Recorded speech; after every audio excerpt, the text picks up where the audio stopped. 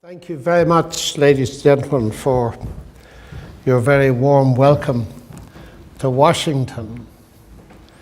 It's a pleasure for me to be here. It's only the second time in my life I've been in the country's capital, but over the years I've enjoyed a very close relationship with many of your distinguished universities throughout the United States.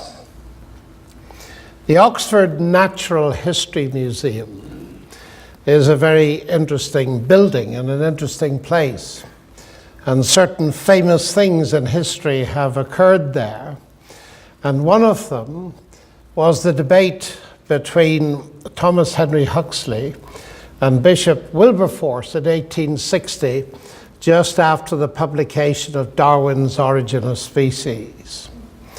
And in the picture that you now see on the screen, you will see that history museum, but the debaters are not Huxley and Wilberforce, they're Dawkins and Lennox. And if you look very carefully, the photography is not brilliant. You will see that we are seated one on each side of a Tyrannosaurus Rex, which during the lecture, the discussion threatened to collapse on top of us and engulf us. The picture at the bottom right-hand side is of a debate I had with the late Christopher Hitchens. And the question we're facing tonight is a question that's enormously important, particularly around the Western world. Cosmic chemistry. Do science and God mix? And of course, very powerful voices are saying that they do not mix. And the new atheism represented by books by Dawkins and Hitchens and Sam Harris, Dan Dennett, and various other people are extremely influential in spreading the idea that it's no longer intellectually credible to believe in God. Not all the voices are those of scientists. For instance, the book in the middle at the bottom is by the French Michel Onfray, who's a philosopher. And on the continent and in Britain and the United States, there are powerful voices that suggest belief in God and science are incompatible. Steven Weinberg won the Nobel Prize in Physics, and he said the world needs to wake up from the long nightmare of religion. Anything we scientists can do to weaken the hold of religion should be done, and may in fact be our greatest contribution to civilization. Please notice the totalitarian timbre in that statement. Anything we scientists can do to weaken the hold of religion. Religion's like a crazy old aunt. She was beautiful once. She's been with us a long time. When she's gone, we may miss her. And immediately after he made that statement a few years ago, Richard Dawkins chimed in and said, I'm utterly fed up with the respect that we have been brainwashed into bestowing upon religion. Now, when people at that level of science say they do not believe in God, and we shouldn't either, the world tends to take notice. And so I want to try to help you navigate this discussion. It's a huge topic, and we could spend many hours on it, but I want to give you some pointers that will help you navigate what's going on.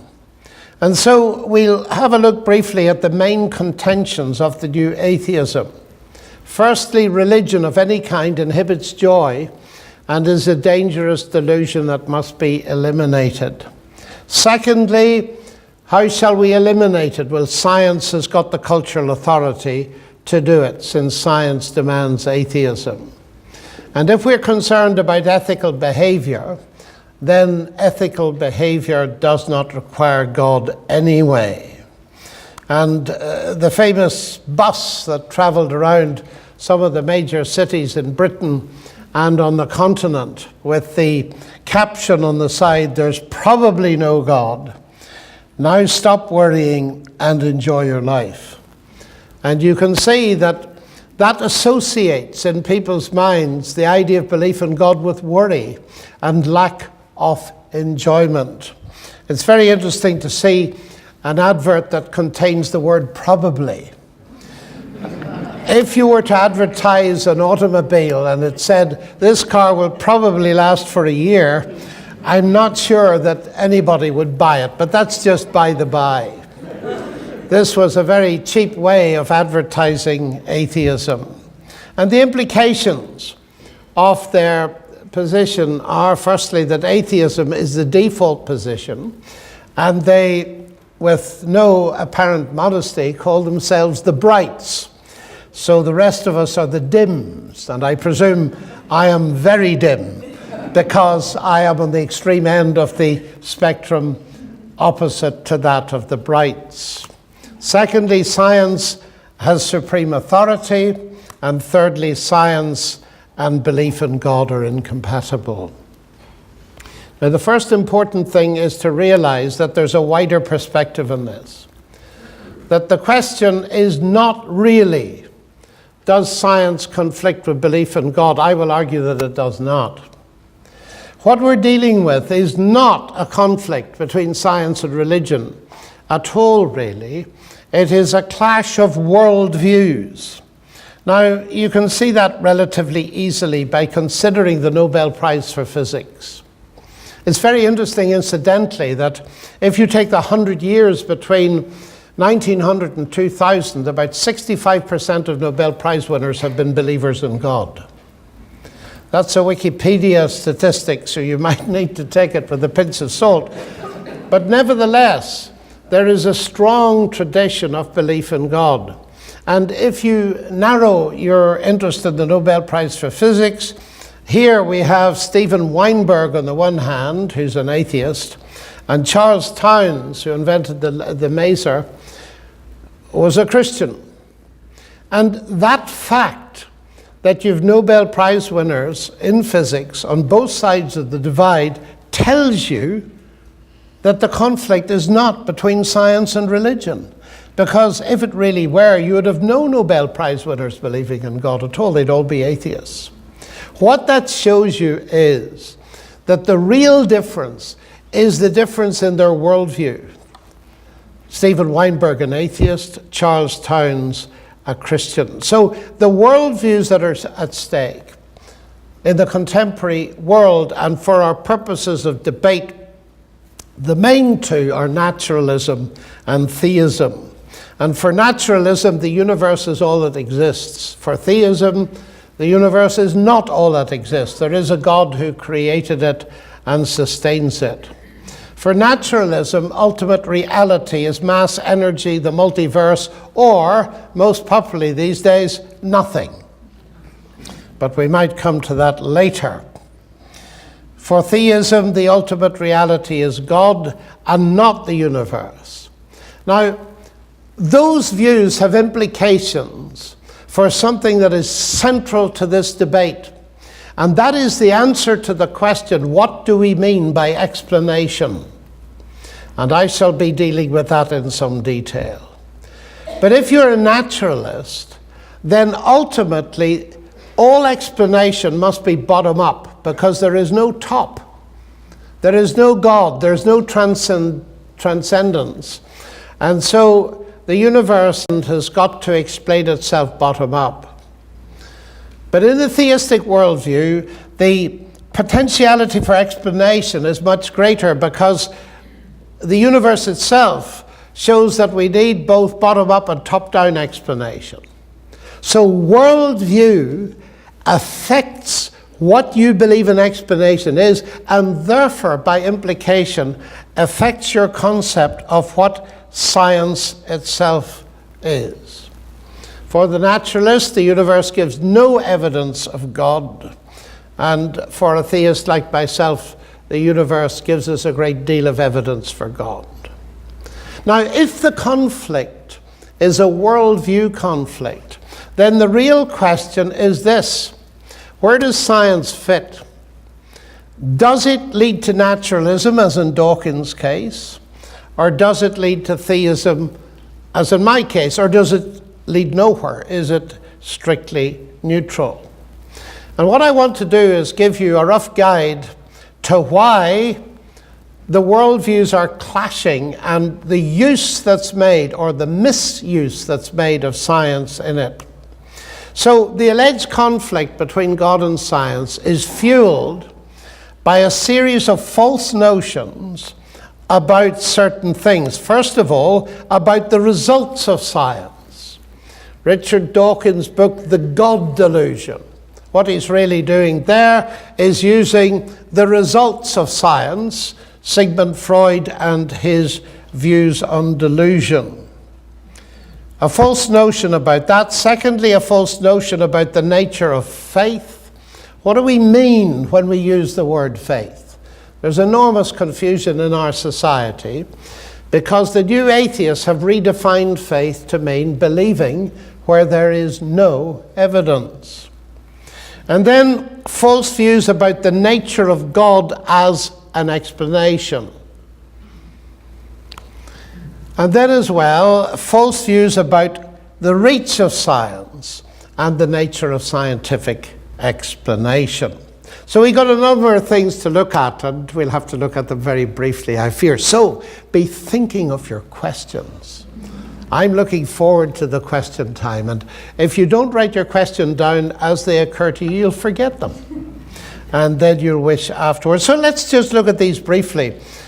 I'll start with the results of science, because you see, if you claim that God is a delusion, you're really claiming to use psychology or psychiatry as your base. Delusion comes from the Latin de ludere, to play with someone in a mocking way. And Richard Dawkins defines it quite reasonably as a persistent false belief held in the face of strong contradictory evidence. And notice this, especially as a symptom of psychiatric disorder. But he doesn't go down that route. Now, I want to claim that atheism fits that definition beautifully. It's a persistent false belief held in the face of strong contradictory evidence. But I leave out the bit about psychiatric disorder. And the author of the Richard Piercing, who wrote a book called Motorcycles and Zen and so on, he said this, and Dawkins quotes it: when one person suffers from a delusion, it is called insanity. When many people suffer from delusion, it is called religion. Now here's Dawkins' concept of delusion. This delusion is that there exists a superhuman, supernatural intelligence who deliberately designed and created the universe and everything in it, including us. That's the delusion. His non-delusional alternative is any creative intelligence of sufficient complexity to design anything comes into existence only as the end product of an extended process of gradual evolution. Now, how do we cope with this? First, I notice Dawkins is not a psychologist or a psychiatrist. Secondly, I notice that I'm not one either. Now, this means that both of us are now going outside our professional zone of competence. Now, that's inevitable in a topic like this. I'm not talking to you tonight about pure mathematics because you would leave the room in droves within 5 minutes unless you were professionally involved in mathematics. So I'm going to have to talk about things that are outside my strictly professional competence. Now, when you do that, what are the ground rules? The first ground rule is you check with the experts in the field you're wandering into. So I checked with top psychiatrists. What do they feel? And I'll tell you. Because here's one of the top people in the world, Andrew Sims, former president of the Royal College of Psychiatrists.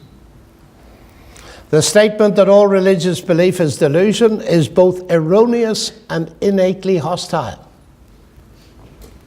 Although the content of delusion may be religious, the whole of belief of itself is not and cannot be a delusion. That's what a top psychiatrist thinks. And he backs up his thinking in a very interesting argument, saying that there is a large body of meta-studies, that is, studies of studies, epidemiologically done, that shows a positive correlation between belief in God and all kinds of factors that we would normally associate with well-being. Lower rates of depression, lower rates of narcotic abuse, better stable relationships, a huge list of these things. And then he says this. He says, if the evidence of these meta-studies had gone in the opposite direction and shown that belief in God was bad for you in some sense, it would have been front page news in every newspaper in the world. But because it goes the other way, he says this fact is the best kept secret of psychiatry. So Dawkins says belief in God is a delusion. The psychiatrists say you've got it wrong. Who am I to believe when I'm not a psychiatrist? And that bothers me, ladies and gentlemen, because I find this with Dawkins and others again and again. They do not seem to be aware of the serious results by the experts in the fields they're citing to promote their atheism. And that's intellectually dishonest, actually. And so it is a serious charge. Now, we'd better have a look at Freud, because many people read the God delusion and that's the end of the God story for them. They think that God is a wish fulfillment and so on, referring to what Freud thought. One of Germany's leading psychiatrists is Manfred Lutz, and he's written a very entertaining book called Eine kleine Geschichte des Größten. Unfortunately, it hasn't been translated from German to English yet, so it might be an effort for some of you to read it. But the basic thesis of this book is fascinating. Manfred Lutz says, if God does not exist, then Freud gives you a wonderful explanation of religion as delusion, if God does not exist. But then he says, of course, if God does exist, then Freud will give you a wonderful explanation why atheism is a delusion. The desire not to have to face God. But on the substantive question as to whether God exists or not, Freud cannot help. Now that's extremely important to realize that the argument works both ways. If you're going to say religion is a wish fulfillment, then you can equally well say atheism is a wish fulfillment, and those two statements bypass the real question as to whether there is a God or not. On the wish fulfillment side of atheism, Czesław Miłosz won the Nobel Prize for Literature, and he knew what he was talking about when he wrote that true opium of the people is a belief in nothingness after death, the huge solace of thinking that our betrayals, greed, cowardice, murders are not going to be judged. And a rather amusing sidelight on all of this was when Stephen Hawking was asked what he thought of religion in one of our national papers, and he said, religion is a fairy story for those afraid of the dark. And they were kind enough to ask me my view. And I said, atheism is a fairy story for people afraid of the light.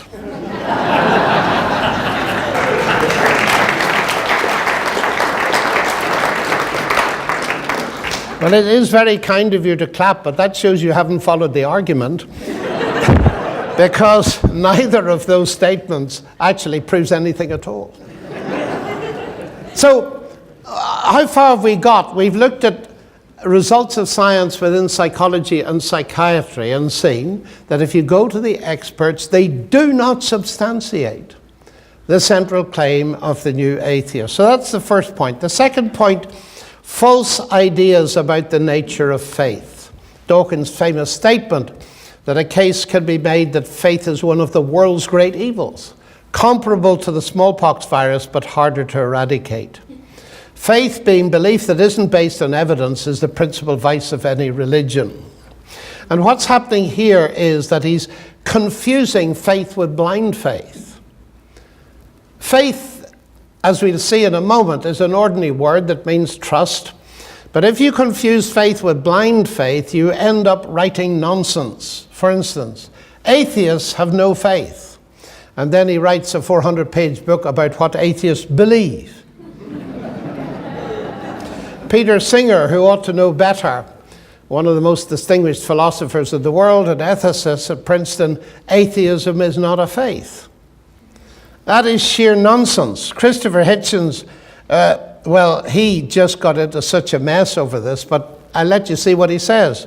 If one must have faith to believe in something, then the likelihood of that something having truth or value is considerably diminished. And I asked him, did he believe in his own existence? Did he have faith that he himself exists? Because if he has faith that he himself exists, the likelihood of him existing is diminished seriously. And in one of his books, he says, our principles are not a faith, our beliefs are not a belief. Well, that's just sheer and utter nonsense. And I take this very seriously. If people are going to defend atheism by this kind of methodology, it's not impressing me. The Oxford English Dictionary will tell us that faith means belief, trust, that which produces belief, evidence, token, pledge, engagement, trust in its objective aspect, truth, observance of trust, fidelity, confidence, reliance, and belief. That's the normal use. Fides, fidelity. And of every statement of faith, I believe X, we can ask the question on the basis of what evidence? And evidence-based faith is the normal thing.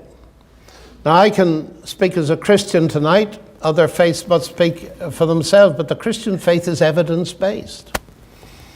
When John's explaining what is involved in his fourth gospel, he said, many other things Jesus did in the presence of his disciples, which are not written in this book, but these are written that you might believe that Jesus is the Messiah, the Son of God, and that believing you might have life in his name. Here's the evidence upon which faith is based.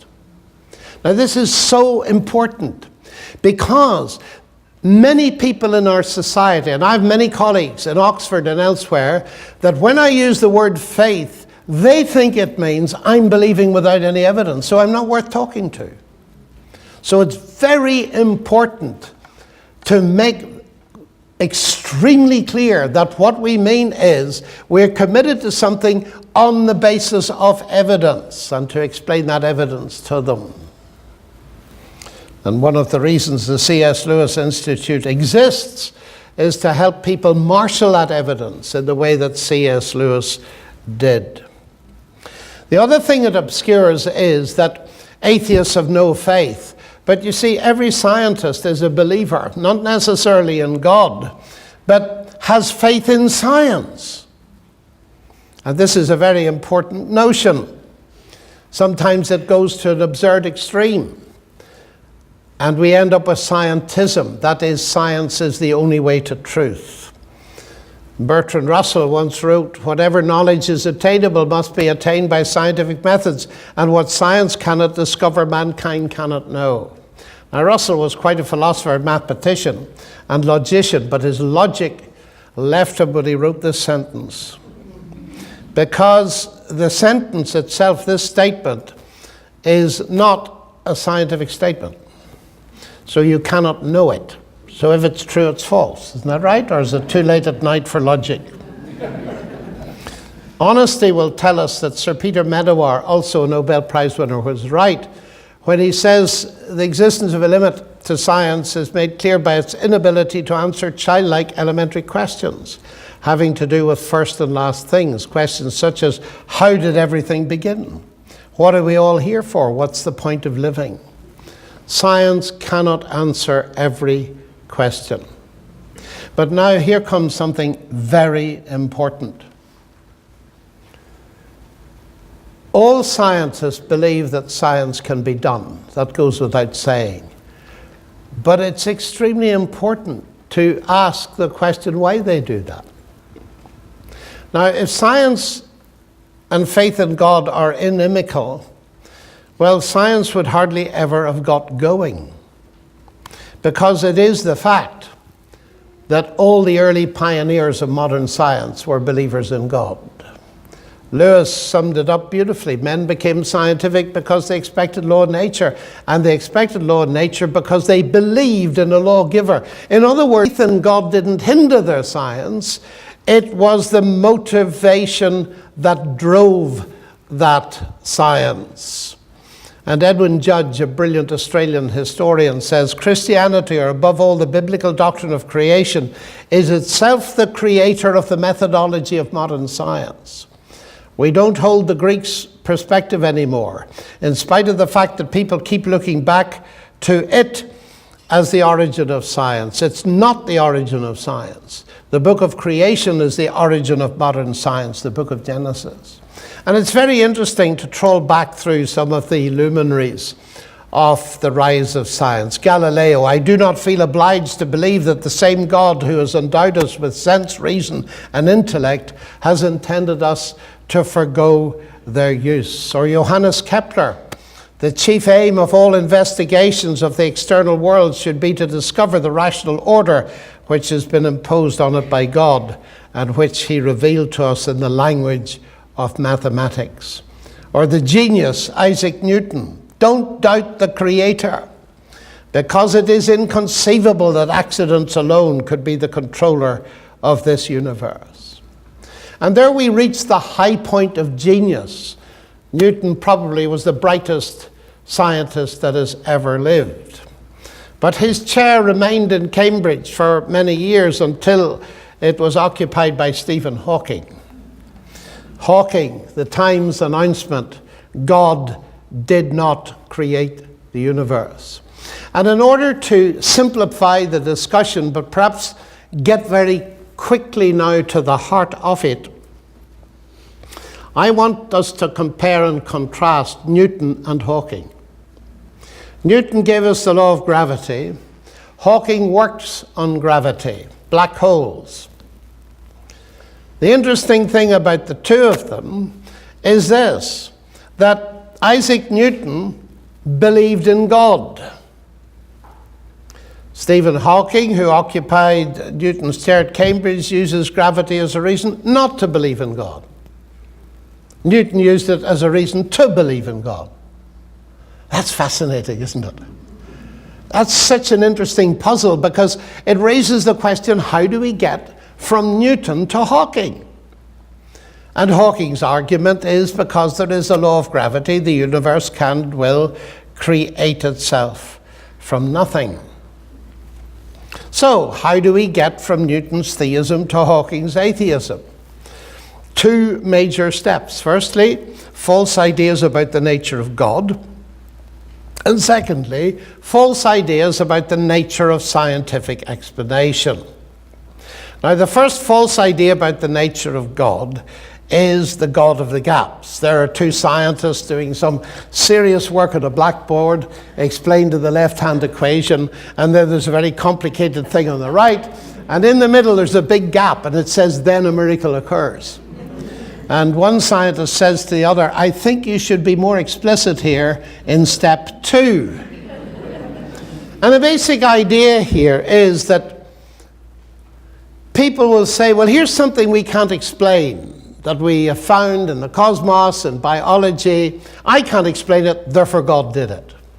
And that's what we mean by the God of the gaps. Now, why is that important? Because that's what Stephen Hawking believes I believe.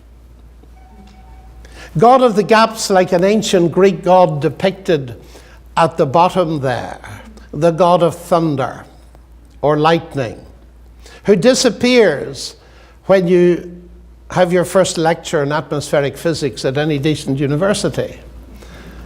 You don't need the god of lightning. It's a god of the gap. It disappears with the advance of science. Is that clear? Now, follow the logic of this because this is immensely important. If you define God to be the explanation for what science has not yet explained, then of course you have to choose between God and science as a matter of logic. Let me step back from that statement. You see, what Hawking is saying, Dawkins is saying, Dennett is saying that you must choose between science and God. You can't have both. The reason they put that choice up is not simply a problem with science, it's a problem with their concept of God.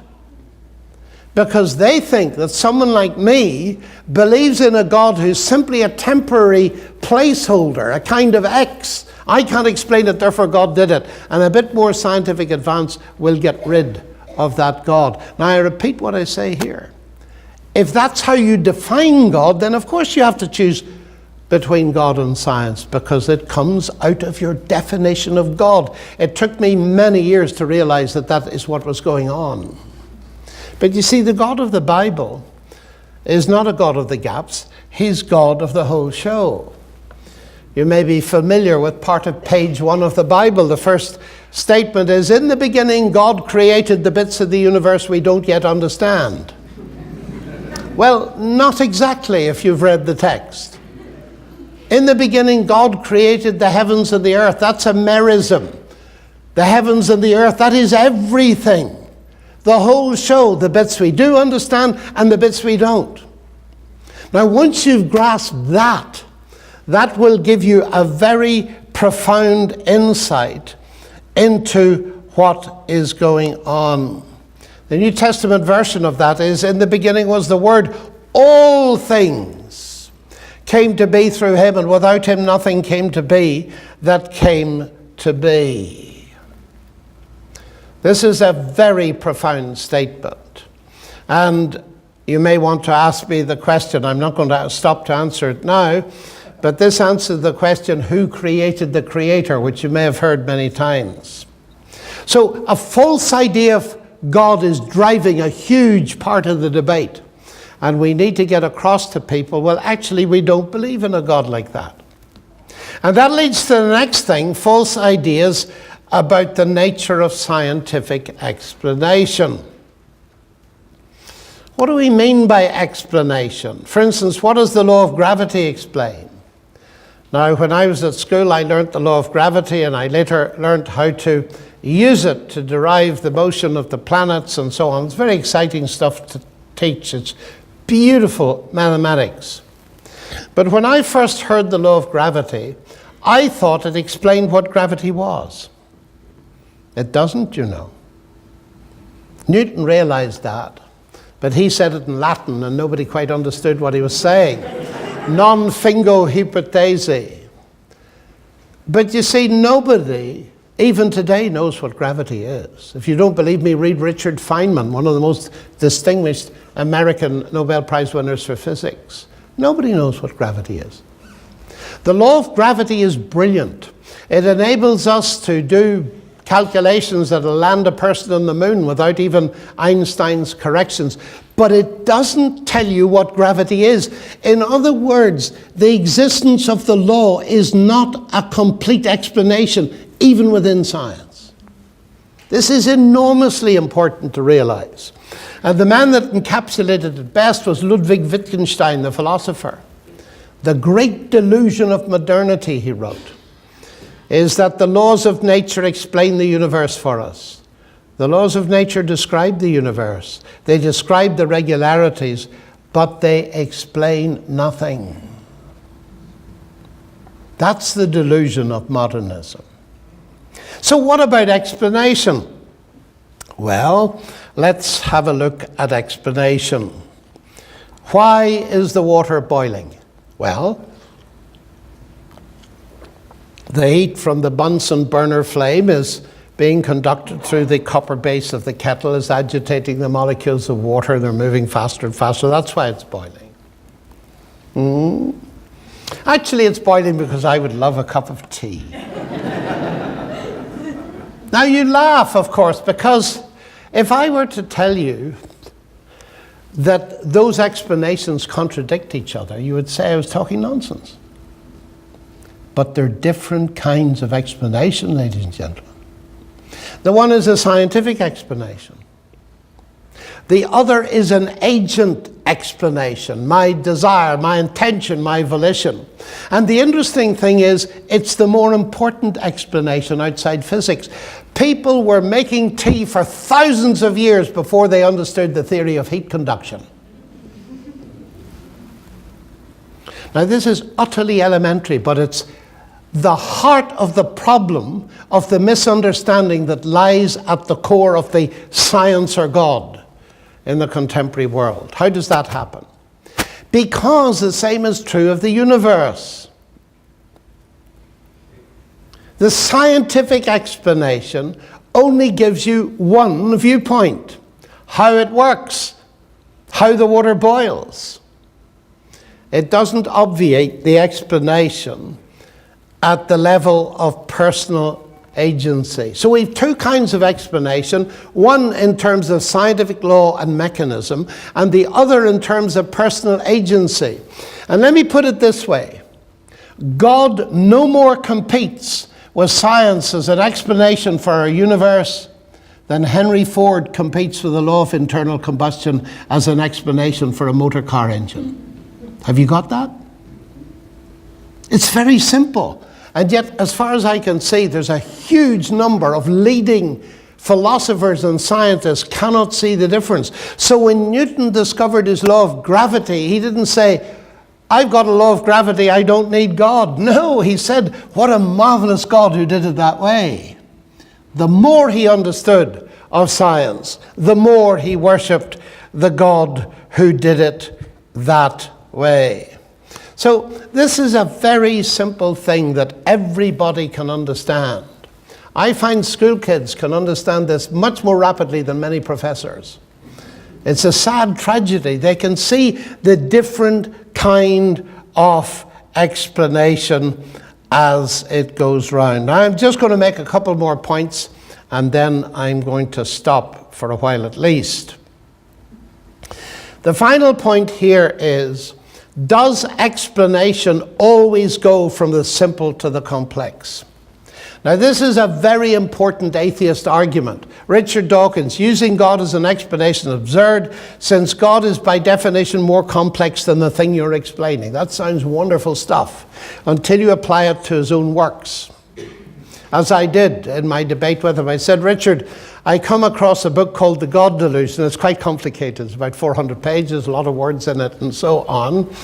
And then I ask about its origin. And somebody tells me it comes from the infinitely more complicated mind of Richard Dawkins. So I can't accept that explanation because it's more complex than the thing you're explaining. Nonsense, you see. But why it's nonsense is very important. Explanation that goes from simple to complex, which we call reductionist, is very important in every branch of life. All of us, when solving a big problem, try to split it up into simpler problems. That's what we do, and we do it in science. But there's one area in which explanation is always more complex than the thing you're explaining. And that's where language is involved. I often illustrate this by the idea of going into a cave in China and observing two scratches on the wall. And I'm a mathematician, I know nothing about such things, I ignore it, but I'm with a Chinese archaeologist, and she looks at this and she says, goodness me, just look at that. Human intelligence. And I say, don't be so stupid. Those are two scratches on the wall. They're very simple. And she looks at me and says, don't you know anything about language? That's a Chinese ideogram, run for a human being. And the moment you recognize it is semiotic, that is, it carries meaning, instantly you know there's a mind behind it, even though it's only two scratches. And that's true in ordinary life. You come in for dinner to my college at Oxford and you see a menu looking like this. And often I've had fascinating discussions, and one I remember so well, and I'll tell you this. There was a world-famous biochemist who didn't enjoy sitting with me at dinner because he discovered I was a pure mathematician, and he first announced that that was very boring, which made conversation difficult. So I tried to compensate by saying, I'm interested in a lot more questions in mathematics. And he said, like what? Well, I said, what about the universe? Is it created or not? Oh dear, he said, it's far worse than I thought. I'm an atheist, I'm a reductionist, we've nothing to talk about and we're going to have a miserable time. So I said, no, we're not. I'm a reductionist too. I'm a methodological reductionist. I split big problems, as I've mentioned to you before. And he said, I do that. Well, I said, therefore, we have something to talk about. But he said, I don't mean that. I said, I know you don't. You're an ontological reductionist. You think that everything can be reduced to physics and chemistry. He said, that's exactly right. Well, I said, let's do an experiment. He said, what, here at the dinner table? I said, sure, this is Oxford. And so we looked at the menu and I read it out. The roast chicken was there in the middle. So he said, what's the problem? I said, none whatever from my perspective, but just look at that. R-O-A-S-T, those are marks on paper. Yes, he said, but it's roast chicken. I said, how do you know? And he thought for a while. He said, well, I've learned English. That's a language, yes. And you recognize it. Now I said, okay, you're a reductionist, yes. Everything in terms of physics and chemistry, absolutely. I said, okay, explain to me how those marks, R-O-A-S-T, how they carry the meaning using only the physics and chemistry of the paper and ink. And there was a considerable silence. And his wife said, get out of that if you can. But his answer stunned me. He said, it can't be done. And he said, you know, for 40 years I've gone into my laboratory in Oxford believing it could be done. It was a stunning confession. But he said, it obviously can't. And I said, half a minute, physics and chemistry have only been running for 500 or 600 years. He said, it doesn't matter. It's not within the explanatory power of physics and chemistry to cope with language. And he looked at me and I could see he was thinking, you're not clever enough to have thought of that. And I said, no, I got it from a Nobel Prize winner. Oh, he said, that's a relief. Why it was a relief, I just don't know. Because you see, this man studied this stuff. Roast chicken, R-O-A-S-T, it's 5 letters, isn't it? How many letters are there in the genetic code of the human genome? 3.5 billion? All in the right order. I said, what about that? He said, chance and necessity. Really, I said. R-O-A-S-T, and you immediately postulate the existence of a mind behind that menu, even though many automatic processes went into producing that menu. You know, because of the semiotic nature of the letters, that there's a mind behind it somewhere. So what are you going to do with the longest word that we've ever discovered? I find it interesting to watch people's reactions when I raise the question. Ladies and gentlemen, this is the area where explanation gets more complex.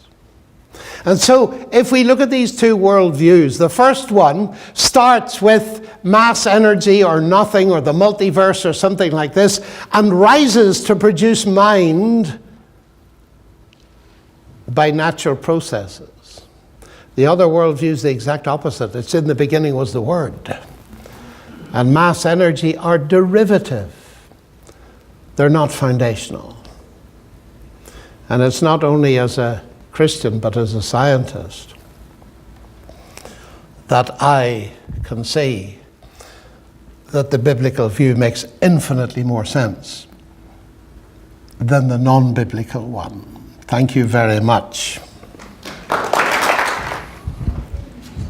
What I'm going to do now is to just say something about what I believe is one of the most important parts of the contemporary debate. And that is thinking about thinking. Mathematics, which is my field, is a fascinating thing. Mathematics is a language, it's a highly compressed language, and it has been used to express some of the most fundamental ideas in theoretical physics particularly, upon which, even if we don't begin to understand them, so much of contemporary life depends. And to think that equations like these have great value in helping our understanding raises questions in thinking minds. Of course, the mind that thought the most was probably that of Albert Einstein. And he was clever enough to see that there was an issue. The only incomprehensible thing about the universe, he wrote, is that it is comprehensible. How is it, wrote Eugen Wigner, Nobel Prize winner for physics, in a famous paper much loved by mathematicians called The Unreasonable Effectiveness of Mathematics. It's unreasonable, isn't it? He suggested that here's a mathematician and she's thinking in here and she comes up with an equation and it appears to describe something of what we would normally think of as external reality. How does that work? How is that possible? And Wigner wrote, in fact, the enormous usefulness of mathematics is something bordering on the mysterious. There's no rational explanation for it. This is his view, of course. The miracle of the appropriateness of the language of mathematics for the formulation of the laws of physics is a wonderful gift which we neither understand nor deserve. And at Cambridge, I was taught quantum physics by Professor Sir John Polkinghorne. And he points out in several of his books that physics doesn't explain why mathematics works. Physics is powerless, he says, to explain its fundamental belief in the mathematical intelligibility of the universe, for the very simple reason that in order to do physics, you have to believe in that mathematical intelligibility before you start. So here we have a fascinating situation. In order to do science, I must believe science can be done, otherwise I wouldn't do it. That is an article of faith. It's a commitment. And we've seen that the great pioneers of physics all believed this about mathematics. Believed it about the universe, that it was rationally intelligible, and they believed it because they believed there was a rational God behind it. Now let's come to the contemporary world, which is getting rid of the rational God. And so there's no God behind it. And yet we're still doing science, and we believe it can be done. And that's why I like to have fun with some of my scientific colleagues. And I ask them what they do science with. And of course, they're usually thinking of very expensive machines. And I said, no, that's very interesting that you own a cyclotron or something, or have one in your back garden. That's marvelous. But I mean, oh, you mean. And they're about to say mind when they remember that it's not really politically correct to say that you believe in the mind, so they say the brain. I do science with my brain. Now, I'm not going to get into the mind-brain problem. I've written about it, and I do believe the brain story and the mind story are separate. But okay, let's go along with that. You do science with your brain.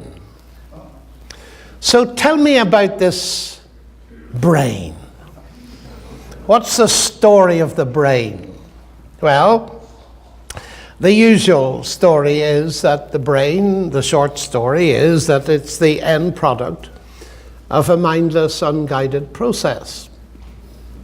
So when I hear that, as I usually do, I look at the person who's told me that and I say, and do you trust it?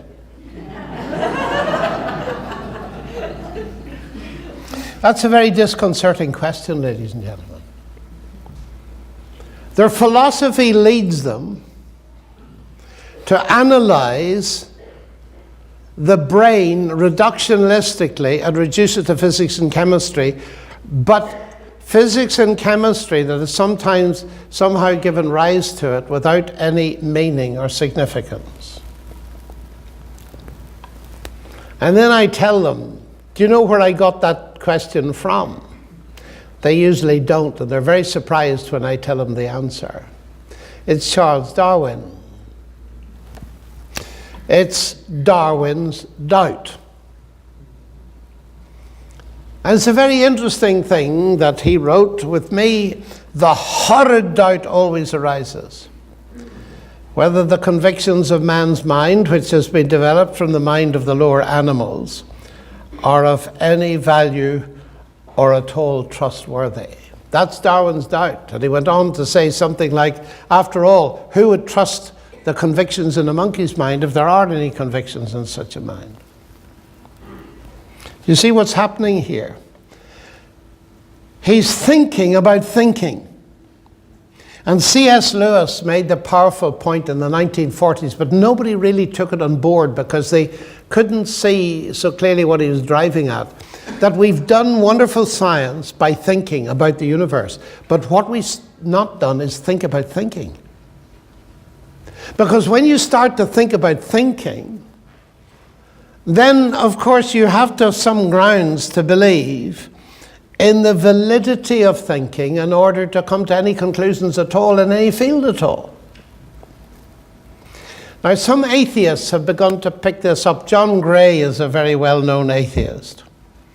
Modern humanism, he writes, is the faith that through science humankind can know the truth and so be free. Now listen to this. This is an atheist writing.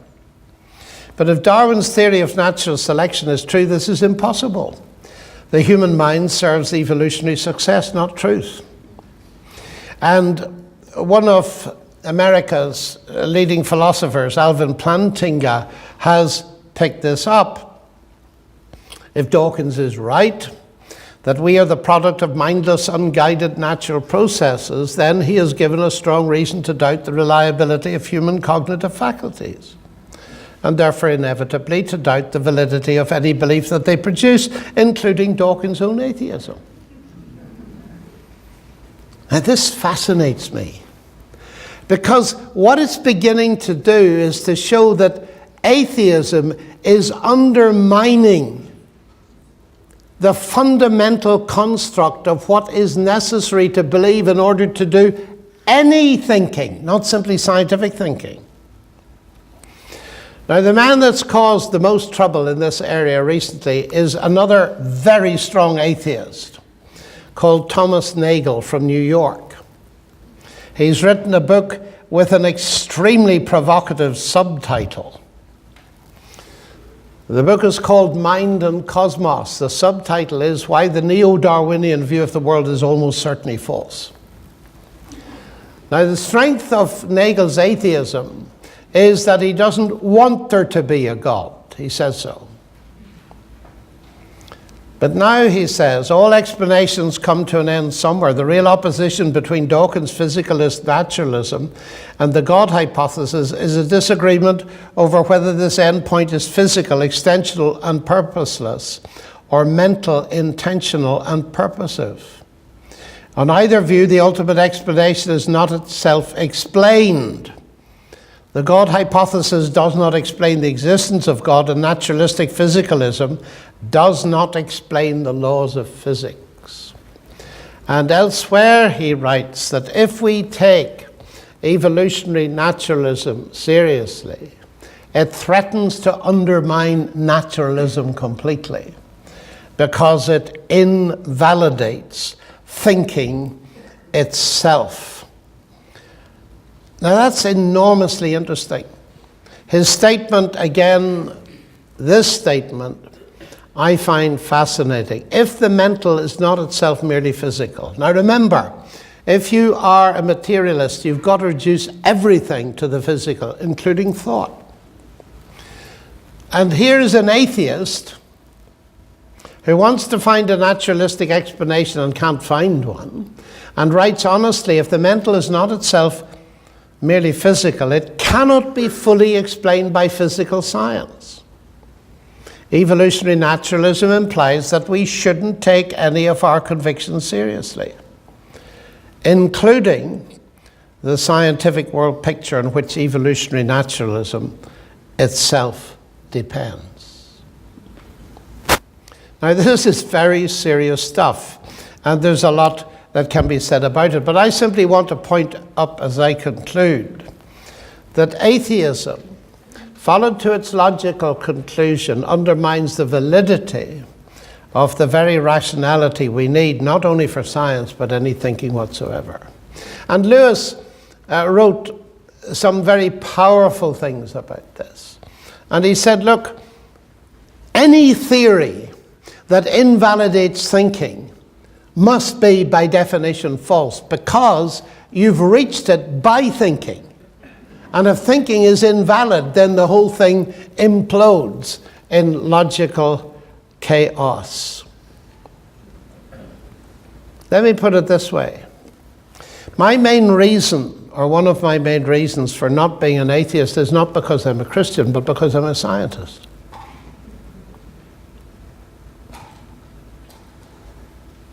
You see, to believe in a worldview that devalues or even invalidates the thing I'm committed to professionally would be a very curious thing to do.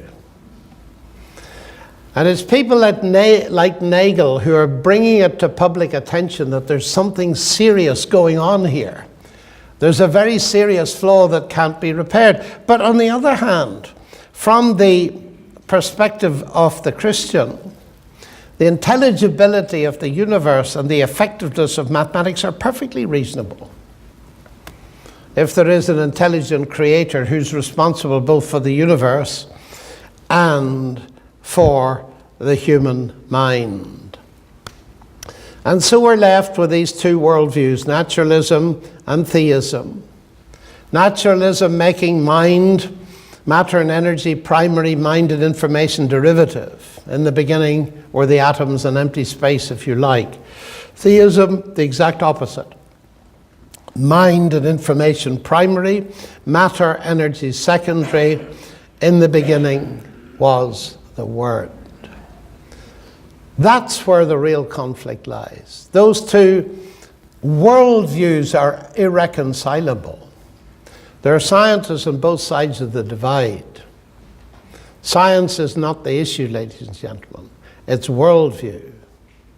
And it's very odd to me when people, brilliant people, choose a worldview that actually undermines the very rationality in which they take pride. There is something magnificent in a cosmos that's described on its large scale by mathematical equations,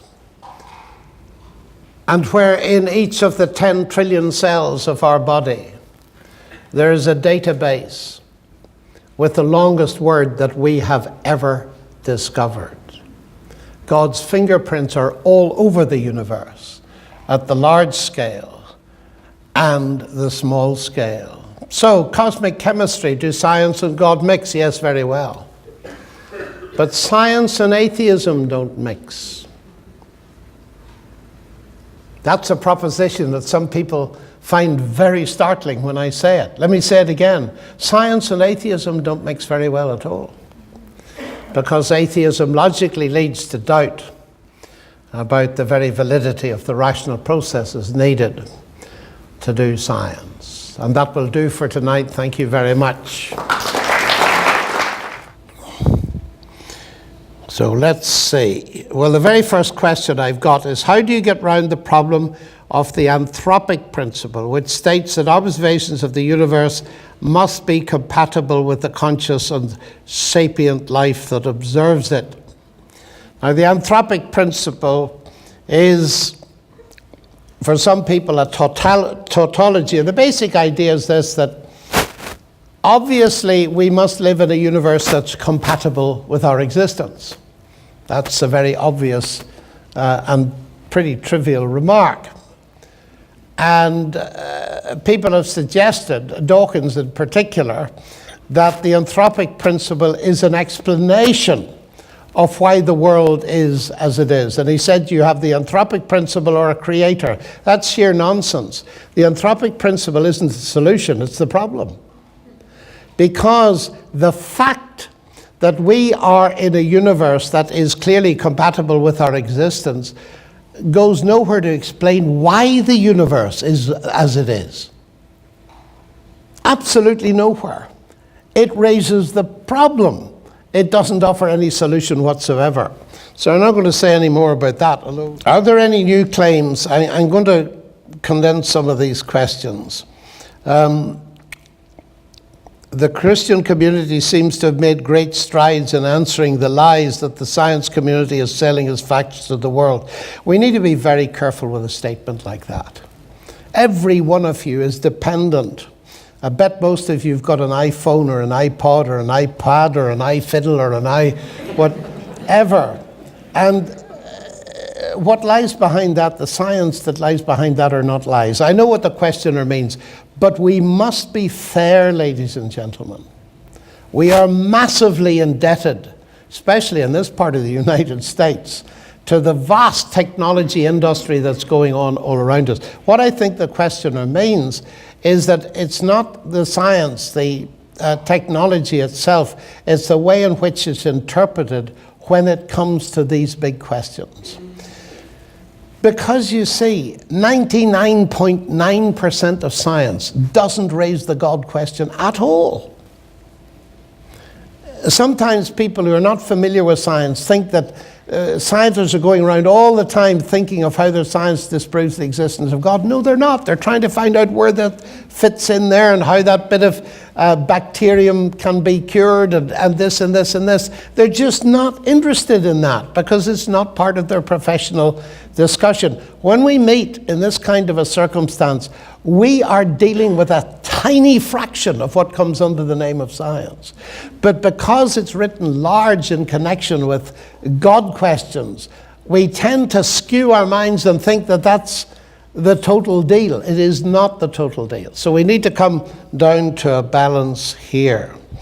But the interesting thing here is, how is the science community responding to the answers when we look at science proving the existence of God? Now here there's a misunderstanding, or the danger of misunderstanding. Science can neither prove or disprove the existence of God. But in fact, in the technical sense, you can prove nothing in science itself. You can only prove it in pure mathematics, which is my field. You see, proof has two meanings in ordinary language. It's got the rigorous mathematics meaning, start with these axioms, use these rules of logic, come to these conclusions. You don't get that in physics, chemistry, or anywhere else. What you get in those areas is beyond reasonable doubt. We can advance this evidence and so on. Now that doesn't mean that the evidence is weak. For instance, in many cases in life, we stake our lives on it. I came over here in an A380, the largest passenger aircraft in the world. I trusted it to get me here. I couldn't prove to you it would get me here. Not in the mathematical sense. But I feel there's enough evidence to trust it. Now, we must be clear about that. I can't prove to you that my wife, to whom I've been married for 48 years, I can't prove mathematically that she'd love me. But I'd stake my life on it. You got the idea? So we need to be careful about our use of proof. It's a question of evidence. And the question is, how does the scientific community react? Very differently. As I said, over half the Nobel Prize winners are believers in God. Many of my colleagues in science, some of them heads of very famous departments, are believers in God. And I think the general interest has increased. And atheists are beginning to realize that there are certain very powerful evidences for God. I was having a debate with one of Oxford's leading philosophers recently, and he was kind enough to say, I hope you're going to use your best argument. Well, I said, I will if you tell me what it is. So he said, okay, I'll tell you what your best argument is. I said, what's my best argument? Well, he said, if I was going to become a theist, one of the things that would point me in that direction is the fine-tuning of the universe. He said, will you use that argument? I said, sure, thank you. You see, so there are arguments that weigh with people. And many of our leading writers and physicists do see evidence of designing intelligence of the universe. It doesn't yet make them theists, but it tells them there's something more. And that's a good start. It's better to believe there's something more than there's something less. And I'm encouraged the way my colleagues react to the kind of thing I do, to the kind of presentation I gave you this evening. It's perfectly comprehensible because very little of it depends on difficult science. It's simply the nature and philosophy of science I'm concentrating on. And people are interested in arguments like this, very interested in arguments like this. And I see many people change their minds. I can see them changing their minds as I talk. So let's have a look at a bit more. Are the new atheist days numbered as the evidence increases against them? That's an interesting question. One of my colleagues at Oxford, Professor Alistair McGrath, has written a book called The End of Atheism. And there is an argument that I think has some weight to it, that the arguments get shriller and shriller. And what interests me more is that they become nonsensical. Now, if I'd had another half hour to lecture, I would have analysed the statement of Stephen Hawking that occurred near the beginning. Why doesn't he believe in God? Because there is a law of gravity. The universe can and will create itself from nothing. You remember that? Well, let's look at it if it's not too late for logical analysis.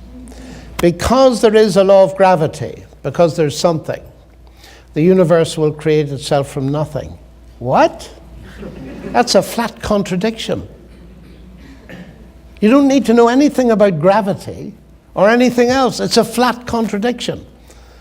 Number two, because there is a law of gravity, not because gravity exists. And that opens a window into a huge misunderstanding that laws create things. Laws create nothing. The first example of a law Hawking gives in that book, The Grand Design, is the law that the sun rises in the east and sets in the west. Well, that's okay. It's a regularity that we can observe. But please notice, it doesn't create the sun, nor the east, nor the west. There is a huge confusion, even among distinguished scientists. I had a little spat, I suppose. It was a conversation with Peter Atkins, who's a very distinguished physical chemist that has written hundreds of books, and you probably know them. They're in every library in the world or bookshop on physical chemistry. So I asked him, I said, Peter, what do you think created the universe? And he said, mathematics. And I am afraid I was very impolite. I started to laugh. He just caught me in one of those embarrassing moments. And he said, why are you laughing? Well, I said, Peter, let me be honest, that's the most absurd thing I've ever heard in my life. He said, why? Well, I said, let me put it to you simply. 1 + 1 = 2. Did that ever put £2 in your pocket? Ladies and gentlemen, may I suggest to you that the financial crisis that we all suffered was caused precisely by people who believed that you could create money by doing mathematics. It's called creative accounting. Yes. C.S. Lewis saw it again, and he pointed out that laws create nothing. They don't move anything. Newton's laws of motion never moved a billiard ball in the history of the universe. People with cues do that. It is a confusion about the nature of law, and it's good that I managed to say that because it's part of what is the nature of law as explanation. So here's Hawking. Because there's something, the universe comes from nothing. Contradiction. Because there's a law of gravity. Confusion about the nature of law. Worse still, the universe can create itself. Well, if I say X creates Y, what does that mean? Well, it roughly means if you've got X, you'll get Y, doesn't it? If I say X creates X, what does that mean? It means if you've got X, you'll get X. And what does that mean? It means that nonsense remains nonsense even if physicists are writing it. It is absolute nonsense. Now that is alarming, because here's a world-class physicist in a best-selling book that has enormous reach, and this is the central argument of the book. And it has three distinct levels of self-contradiction and absurdity built in. Now that's a challenge for you tonight. If you think it's easy to produce a statement with three separate levels of self-contradiction, you try it and you'll see it's very difficult. I find that very disturbing indeed, that this kind of thing is taken seriously. So, are the days of the new atheist numbered? I don't know, but if they keep relying on arguments like this, Lawrence Krauss is perhaps the worst of the lot of them, the physicist at ASU, who tries to get a universe from nothing. And he thinks he succeeds by redefining nothing. And on about page 3 of his book, he says, now listen to this. Because something is physical, nothing must be physical, especially if you define it as the absence of something. What? It reminds me of that tennis player. What was his name? You can't be serious. McEnroe. Was it McEnroe? You can't be serious. But that's in a serious book on cosmology. It's sheer nonsense. Now, when people begin to rely, otherwise intelligent people, on sheer nonsense, it makes me begin to think there's something very disturbing going on here. So that's just a couple of examples why I think they're certainly in trouble. Is it possible that human history is shorter than the age of the Earth universe? Well, it obviously is, no matter what you believe about that age. But he doesn't ask me what I believe about that age, so I don't have to say anything about that. Will you comment on Al Plantinga's argument that naturalism is self-defeating? Well, not really beyond what I'm saying, but what he is doing is taking Nagel-type argument, Lewis-type argument, and saying that if you reduce thought, thinking, to physics and chemistry, you empty it of all meaning. It's quite simple, really. If you do that, you simply empty it of meaning. So he's pointing out that Dawkins is a living contradiction. On the one hand, he believes in doing science. On the other hand, he believes that the universe ultimately has no meaning at all. And science, then, as a logical consequence, has no meaning because the brain itself has been assembled by a naturalistic, unguided process. It's not difficult to understand. It's just it's just a false argument. And it needs to be repeated again and again until a majority of the population get a grasp of it. There is another related question. I'm trying to relate them together. Are not the so-called new atheists just the latest example of Romans 1 of suppressing the truth? Well, it could well be, couldn't it? Because Paul describes there a mental decline. Their reasonings become foolish. Well, the examples I've given you are foolishness. And when otherwise intelligent people start to talk foolishness in this area, well, it's certainly an indicator that Paul wasn't far from the mark when he wrote that. Just because religion has a beneficial effect, per some psychiatrists, that does not necessarily make it legitimate. Placebos can also make people feel better. Why do you disagree with this? I don't disagree with it. This is quite a fair argument. Just because religion has a beneficial effect doesn't make it legitimate, but it doesn't make it illegitimate either. And if it's true, you'd expect it to be beneficial. You see, I didn't use the Freudian argument in either direction as an evidence of the truth of Christianity. I was simply pointing out that it works both ways. And if you argue one way, you can argue exactly the same in the opposite direction against atheism. We need better grounds for that. But you see, you would expect in any sensible universe that if it's true, it will be beneficial. And to argue that because the thing is beneficial, that it's false, would be going way beyond the evidence. You need more evidence, that's the point. The sort of feeling side, the benefit and so on, that's not enough. It's important, but it's not enough. All right? And I think that's all I could say about that. How does mathematics support the existence of a God, the God of the Bible or the Christian worldview? Well, in the way in which I indicated, the fact we can do mathematics points towards an intelligence behind the universe. Now, that gets you a certain distance, and that helps me to say something that's very important. You can't deduce the doctrines of Christianity from mathematics or physics or chemistry. Paul, in that same chapter that we just mentioned, says that the invisible things of God are perceived from the things that are made. Notice he says perceived, not proved. Paul is a very seriously sharp writer.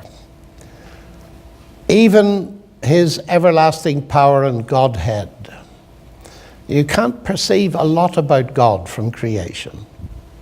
You can perceive his everlasting power, and, well, it depends on what you experts make of the word theotokos. Does it mean that there is a God? I suspect it does, because that's the thing that makes most sense. You can look at the universe, and you can see the heavens declaring the glory of God, but the details of Christianity you can't get from that. And the New Testament admits that. Paul tells you can't. You see, it's a step, a huge step, to go from believing in some kind of creative intelligence to believing in the God of the Bible. You need a lot more evidence, and that's why Christianity has got evidence of an entirely different kind. It's not us reasoning from the universe to God, it's God revealing himself in Christ and giving us the evidence of his life, death, resurrection, and so on. So you have to bring that kind of evidence into play. And it's perfectly legitimate to point out that reasoning about the universe only takes you so far, but it takes you in the right direction. It doesn't take you away from God, it moves you towards God. Is it legitimate for Christians to use methodological naturalism in their work? Does everybody understand that question? No. So we'll go to another one.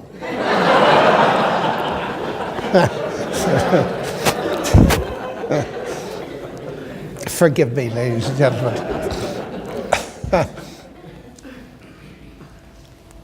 Behind this question is the way in which we approach things. And the words methodological naturalism now are very rarely used, even for the people that suggested they should be used in the first place. Because what it's saying is whether the universe is designed or not, we should treat it as if there isn't a God and just look for the natural explanations. Now, that gets us into a huge discussion. What is the nature of science? Is science applied naturalism? Many people believe it is. That science restricts itself to explaining natural phenomena in terms of natural processes. Now, you can define science like that if you like. Of course you can. Many people do. It's their working definition. But beware, if you do that, that you'll never get above what you assume. Let me illustrate that. If I have invented a machine that can only see visible light, and you come along and say, I've discovered X-rays, and I say, let me have a look, and I point my machine, and I said, I see nothing.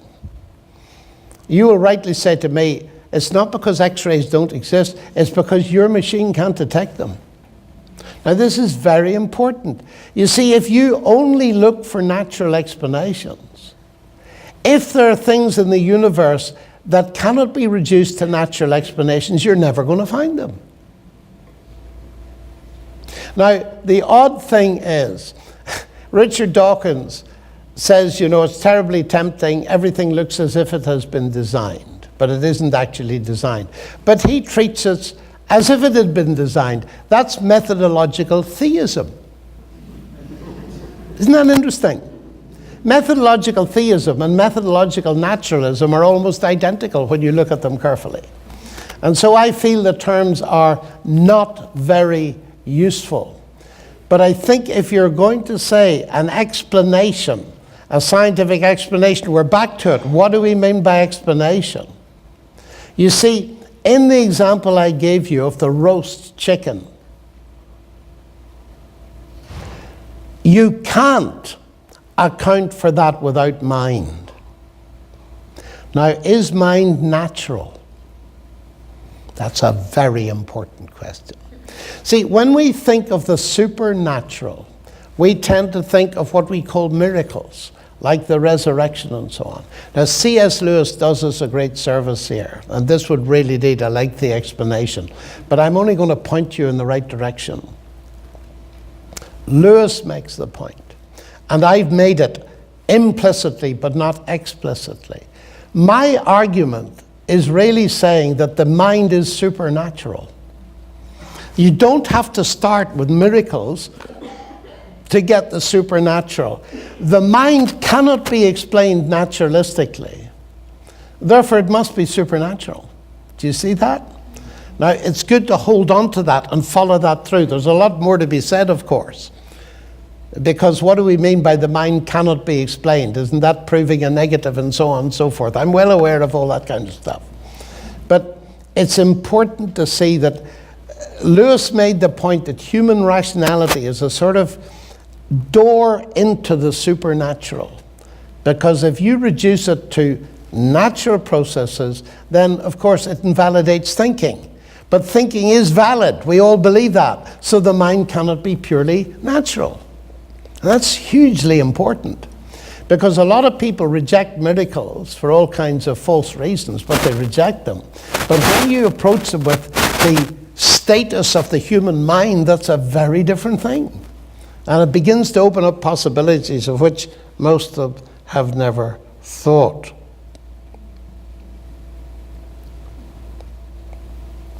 You say that Christianity is an evidence-based religion. Upon what evidence do you then base your Christian faith? Well, how long have you got? Let me summarize it briefly. There's evidence at different levels. There's what I roughly call objective evidence. Evidence that's outside of me. And then there's subjective evidence. On the objective evidence, we start with the existence of God, the kind of arguments I've brought. But this asks about Christianity. It's not actually our topic for tonight, but I feel that because the questioner has asked it, I must be fair and try and give an answer. Is that all right? Or would you rather I avoided this? No. Okay, let's go for it. The next step is, outside of me, is the whole of what I'd call Christian history, or the biblical revelation. The fact of the existence of Jesus, his life, his death, his interaction with people, and his resurrection. The New Testament claims that it is evidence for that. I take that very seriously. And there are various ways in which we can check it. How many people, historians, have set out to prove that Christianity is false by, for instance, Luke is a historian of wonderful capacity, but they haven't believed that, so they've started to say, well, when he writes about the ancient Near East, he gets a lot of stuff wrong, he gets place names wrong and so on.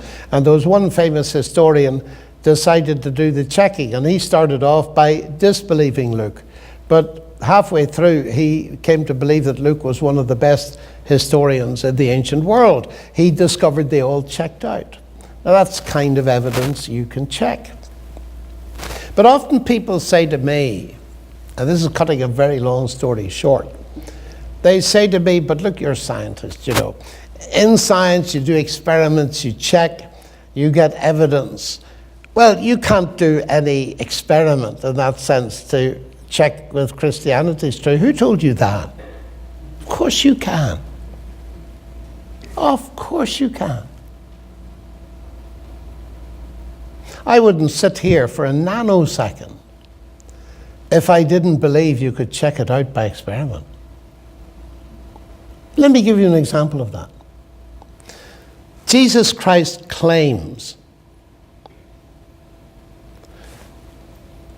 that if I face the mess I've made of my life and other people's life and repent of it, change my mind about it, and trust Him as Savior and Lord who died for me, certain things will happen. I will receive forgiveness. A huge problem for many humans today. Forgiveness. Problems for many people in this room. I receive peace with God. I live a new hope. I live a new dynamic in life. You can check that out easily. I've seen it happen thousands of times. You see somebody and they're in the midst of depression and life is in a mess and so on, and then you meet them 6 weeks later and they're radiant, and you talk to them and say, what on earth happened to you? And they'll say something like, I met Christ, or I came to trust Christ, whatever language they use. When you see that again and again and again, and you see alcohol dependence turned into food on the table, when you see people who seem to have no hope or no objective in life begin to have meaning in life, when you see marriages saved from going on the rocks, and so on and so forth, and all these people connected with trusting Christ, it would be very naive not to make the connection. And I sometimes say to audiences who ask me this question, I say, look, I tell you what, we'll meet here in a year's time. And I'll bring 500 people whose lives have been changed by trusting Christ. You bring 500 whose lives have been transformed by atheism, and then we'll talk. It is very important not to give in to this idea that Christianity is not testable. Of course it's testable. Does that make sense to you? And just as we do experiments in science, of course it's not the same, because there's a commitment. People often talk about skepticism. That's as if it was equal to atheism. It's very funny. I met the director of the Skeptical Society at Oxford. I was debating him in America, Michael Shermer, and he wears a big S for skeptic here, you see. I said, what's that for? I knew really well. Oh, he said, I'm a skeptic. I said, so am I. Oh, he said, are you? And I said, the first thing I'm skeptical about is your atheism. I said, have you any idea what skepticism means? The Greek word skeptine means to check out from a distance. I said, I could wear a badge like that, but I wouldn't bother. Do you think you're the only people who check things out from a distance? What sort of attitude is this? Of course I check them out. Then comes the point. If you want to get to know a person, you've got to give up your distance. Isn't that true? And if you want to get to know God, you've got to give up your distance. And that's a very important thing. You check out from a distance. The early disciples did. You can read it in the Gospels. They had all kinds of difficulties, questions, problems. And the record of the Gospels is the skeptics checking out from a distance and coming gradually to give up that distance as incrementally the evidence grew that they could trust Christ. It's a wonderful thing when that happens. It happens, you know, when you fall in love. You look at her from a distance, and then gradually the distance gets removed, doesn't it? You know the story. And it's exactly the same at this level. Getting to know a person. I often say to people, just remember in all of this that God is not a theory, He's a person. And getting to know a person is a little bit different from getting to know a theory. I did mention the question of age of the earth. Does anybody want me to comment on it? Yes or no? Yes. Yes, well, very briefly. Let me be very provocative, but you can be when you're old at the end of the evening. I do not think Scripture says anything whatsoever about the age of the earth or the universe. Let me prove that to you in just 2 or 3 lines. When it comes to Genesis, it's sad to see Christians fighting about it.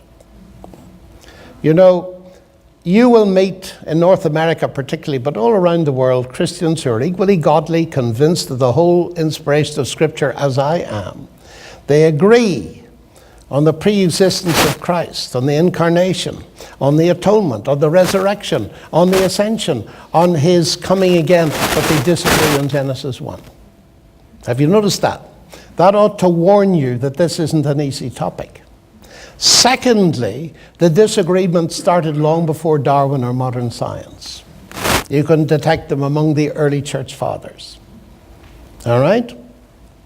And what I do when I come to this, I say to people, how many of you believe that the earth doesn't move in relationship to the stars?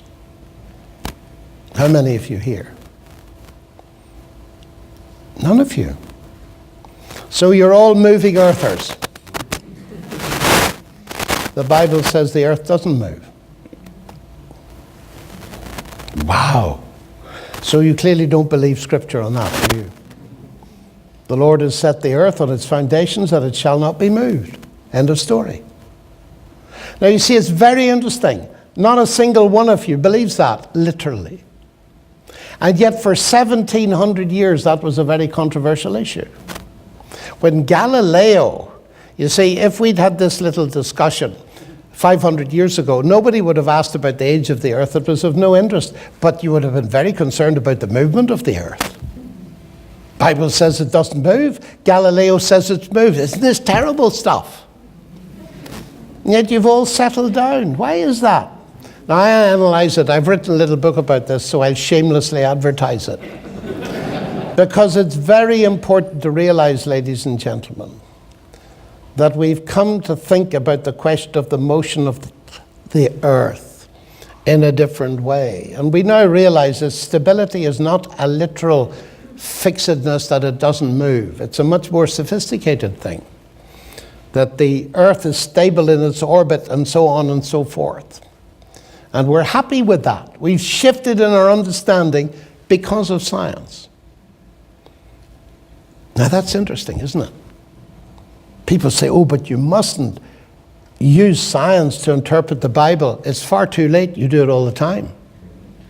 Jesus said, I am the door. Do you take that literally? Of course not. But why do you not take it literally? Because you know what an ordinary door is. Your understanding of the natural world. Science, if you like. We wouldn't understand anything in Scripture if we didn't use our experience of the natural world. There's a lot of very shallow thinking goes on here, and I could spend a long time on it. But let me just go to the material question. In the beginning, God created the heavens and the earth. And there follows a sequence of days. You've noticed that, I hope. Have you noticed that the days each begin with, and God said? Yes? Well, what does that tell you? It tells you that in the beginning God created the heavens and the earth was not on day one.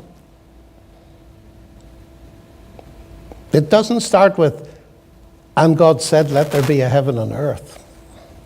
The sequence of days, each of them is prefaced by, and God said.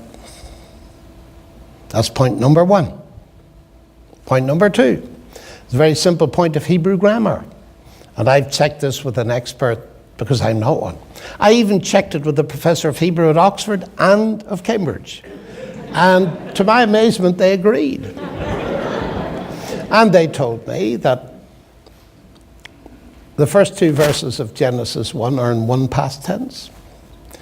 The sequence of days is written in a different tense in Hebrew. And what does that mean? Well, what I'm told it means is that what happened in verses 1 and 2 precedes what happens in this sequence of days. Full stop. In the beginning, God created the heavens and the earth. And then there's a sequence of days. Now, here's the interesting thing. No matter what you believe about the days, the Bible says nothing about the age of the earth. It's interesting, isn't it? And yet, blood has been shed over this. It's very sad to me because, of course, the world out there is not remotely interested in this topic. And when it sees us arguing about things that even simple grammar eliminates. Now, of course, that doesn't answer all the questions. But then you didn't ask all of them, so I'm not going to say any more. And what I will say, though, I take this as a serious question because I am concerned, very concerned, about young people who are passionate about science and who are also passionate about the authority and inspiration of Scripture. And it is a tragedy when I find them being put off, first of all, their science, by being told that if you are a Christian, you have to believe in a certain interpretation of Genesis 1, and then I watch them lose their faith. That's a tragedy, especially if they're losing their faith for something that isn't actually establishable. I'm prepared to be mocked at, ladies and gentlemen, for my faith in the resurrection. I'm not prepared to die for an interpretation of Genesis 1 when I've read about 25 different interpretations of Genesis 1. But have a look at my book if you like, and if you want to shoot me, I'll allow you to line up and have a shot. But I think we've had enough for tonight. Thank you very much indeed.